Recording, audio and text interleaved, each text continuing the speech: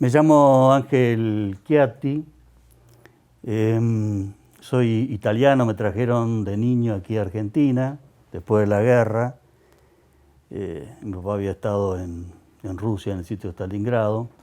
Viajó el primero solo aquí a Argentina y 2 años después vinimos con mi madre. Digo antes porque en gran medida uno es lo que hace. Era ingeniero industrial, trabajé casi 28 años en una fábrica de papel en Mar del Plata, donde está Carrefour ahora. Y después de grande, a los 48 años, comencé a estudiar letras en la Universidad Nacional de Mar del Plata. Y bueno, y ahí hice 3 carreras, porque obtuve el título de profesor en letras, licenciado en letras, y después hice la maestría en letras hispánicas. Si bien toda mi carrera, por una cuestión más bien de mandato familiar, había sido técnica, fui a un colegio técnico, a la ENET número 1 de aquí de Mar del Plata, una escuela muy prestigiosa, había que ingresar con riguroso examen. Pero bueno, el cine y la literatura me importaron siempre. De hecho, en la actualidad y hace 4 décadas, vengo organizando con otras personas Cinearte Auditorio. Esto tiene que ver, y estoy introduciendo el tema, y simultáneamente la literatura. Y mi deuda con Borges es enorme, porque como él mismo dice, la literatura para mí, el cine también, que son 2 lenguajes completamente diversos, no tienen nada que ver, 2 lenguajes completamente diversos, uno es iconográfico, el otro es arbitrario, han sido para mí una forma de felicidad, ¿no? Comencé a leer a Borges bastante tardíamente, porque yo tenía militancia política en esa época, una fuerte militancia política. Estoy hablando en los años del Matadero, ¿no? Y por una cuestión ideológica, a Borges y en el pensamiento Nietzsche se los consideraba de derecha y esas cosas, ¿no? Entonces comencé a leerlo más bien tardíamente, como alrededor de los 30 años. Pero fue amor a primera vista. Lo empecé a leer y ahí ya no aflojé. En ese contexto, aquí en Mar del Plata había un banco que en ese momento era muy poderoso, captaba muchísimo a la burguesía, a la media burguesía marplatense, que era el Banco Cooperativo Marplatense. Entonces comenzó a auspiciar un ciclo de charlas en ese año 83 que se denominó Diálogos Argentinos. Eso fue una verdadera fiesta de la cultura. Todavía me emociona pensarlo, porque yo presentaba que a partir de ahí todo iba a ser esa alegría, esa efervescencia, y no. Después fue decayendo, ¿no? Sabemos, el Matadero de los 70, Menem y todo lo que sigue, ¿no? Entonces, en ese contexto voy a hacer memoria, Alejandra Boero, que era de teatro, Mujica Lainez, Ernesto Sábato, obviamente Borges, Silvina Bullrich, ¿no? Sí, ese año, y que después no se volvió a reeditar. Entonces, cuando le tocó el turno a Borges, y esos encuentros eran multitudinarios. El Teatro Auditorio, aún en la actualidad, tiene una capacidad para 1.280 personas. Y me refiere Oscar Yarvide, que después fue coordinador técnico del auditorio, y él, entre bambalinas, fue el encargado de llevarlo a Borges, o seguirlo hasta la mesa del escenario, ¿no? Y él me contó que, porque las bambalinas son incómodas, no quedan ni 60 centímetros una y otra, entonces lo llevaba del brazo, lo iba guiando. En un momento Borges se paró y le dijo, ¿hay mucha gente? Y sí, dice, está lleno el teatro, hay 1.280 personas. uy, uy, uy. No, pasa que yo soy muy tímido, pero me escuchan de a uno, quiere decir que yo le hablo de a uno, geniales. Mira el modo de controlarse, ¿no? Además ya no veía en esa época. Pero el modo de controlar, pregunta la cifra, enuncia esto, y él lo dijo pero pensando en voz alta, no le estaba explicando a Oscar lo que iba a suceder, sino cómo él se controlaba. Cómo se controlaba pensando en que lo escuchaban de a uno. Es verdaderamente extraordinario. Bueno, obviamente fue una delicia, él tenía, María Esther Vázquez era la que conducía la entrevista. Bueno, a mí se me confunde, porque yo después lo que he leído, lo que he visto es impresionante. Yo no me acuerdo puntualmente qué temas se trató. Lo que sí yo recuerdo, nunca había escuchado la voz de él, no era tartamudo, pero es como que le costaba armar algunas palabras y nunca ocurrió que no encontrase la palabra, la encontraba, pero demoraba un instante. Y a mí y a mucha gente le producía una situación y también de catarsis, ¿no? Porque cuando encontraba la palabra, que siempre preciso, además, yo me acuerdo esa vez y otras veces, recitaba y traducía en situ de memoria, impresionante, ¿no? Una inteligencia increíble. Pasa ese 83, en el 84, no se reedita esto, y en el 85 hubo una serie de encuentros en donde, ya no en el auditorio, y tampoco no me acuerdo quién lo patrocinaba esto, pero se hizo en el Centro Médico de Mar del Plata, que se llamó ¿Qué es esto de lo estético? Y en donde venía, y duró no sé si 2 o 3 meses, venía una vez por semana, el que había sido uno de los creadores y director de el Ditela, nada más ni nada menos, Jorge Romero Brés. Bueno, éramos un grupo grande, yo estaba en Cine Arte, pero también otras actividades. Yo todavía trabajaba en papelera, era un ingeniero, pero bueno, siempre me interesaba muchísimo estas cuestiones. Y él tenía el teléfono. Entonces, sabiendo que yo podía acceder a él, en el año 85, a mediados de año, me piden que yo llamarlo, ¿no? Roberto era medio tímido, Hoestetter, mi amigo. Bueno, entonces yo un día lo llamo, atiende una mujer y después me dan con Borges. Entonces le digo que estamos pensando de hacer un ciclo donde está Romero Brés y demás, y quisiéramos invitarlo.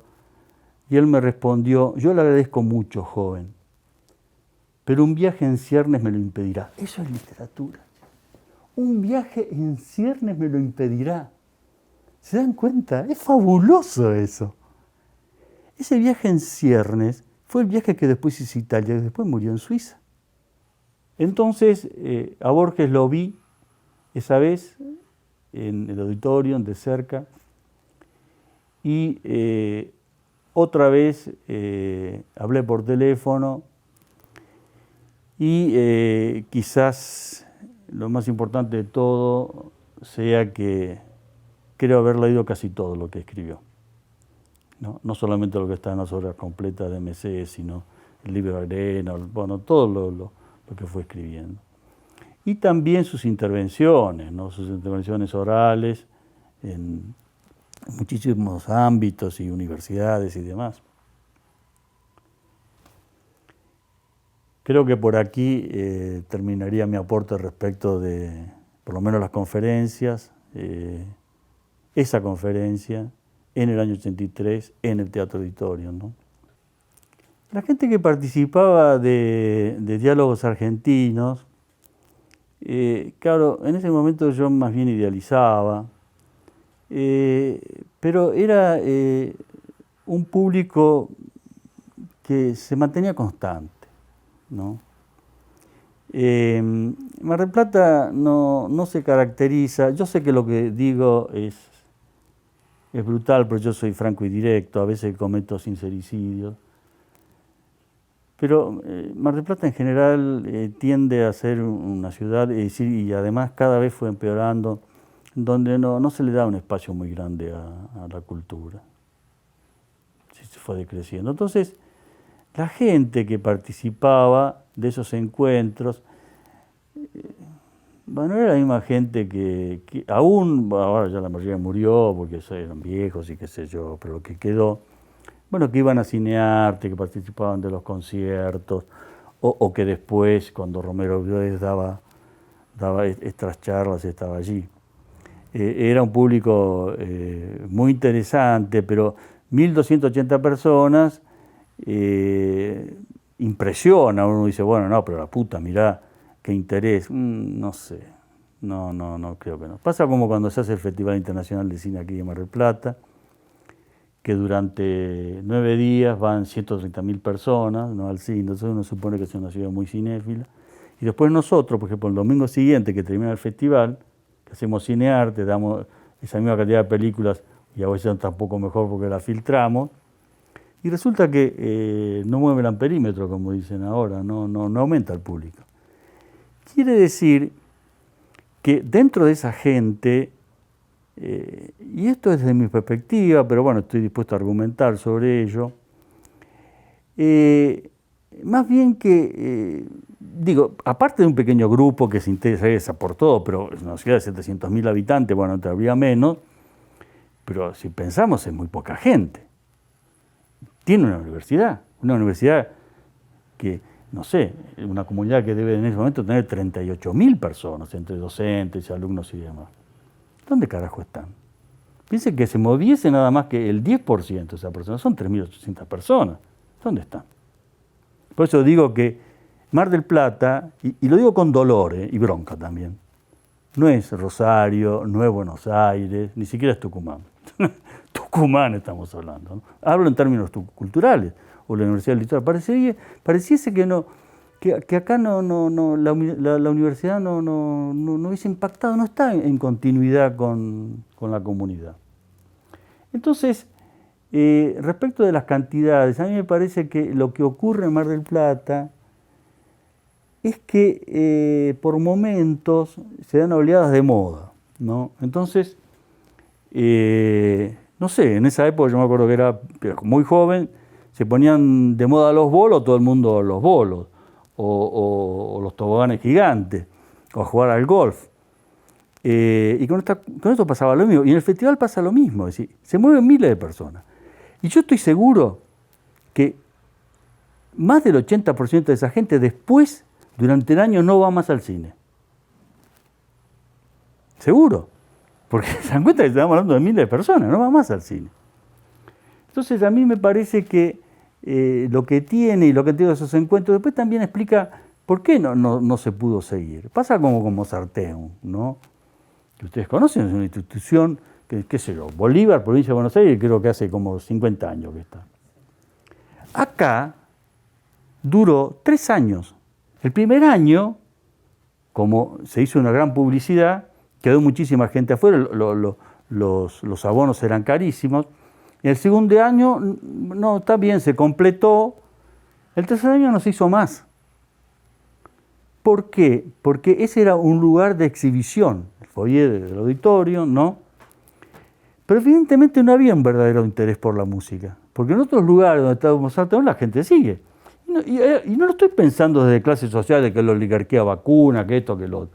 No, estoy hablando que en muchísimos lugares de la República Argentina, Mozart hace muchos años se sostiene.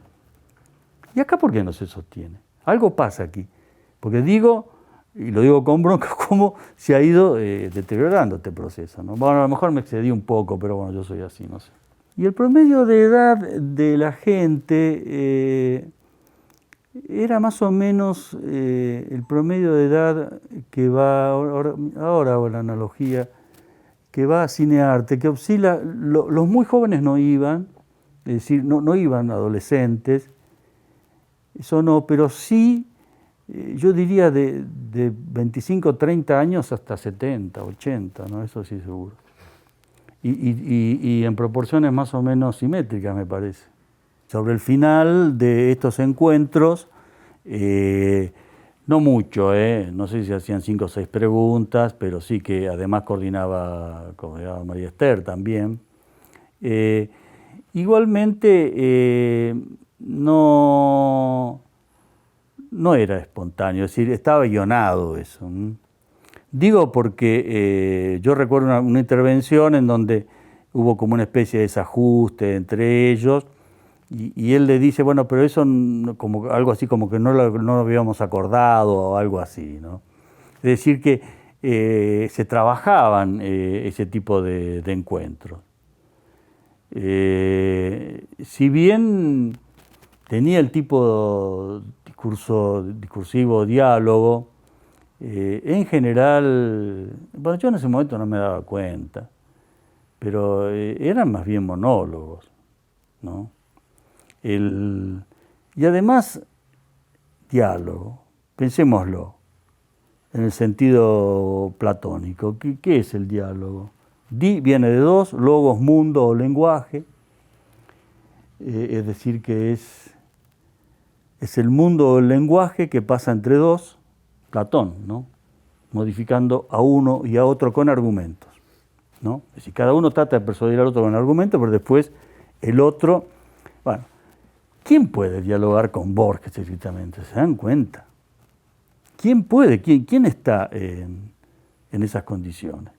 Entonces yo creo que eran más bien, por eso dije al principio, me parece que eran más bien el tipo dominante en la conferencia, como cuando daba clases, que, bueno, lo que han dicho alumnas de cuando él estaba en la universidad, este año que dio clase en la Universidad Católica, ¿no?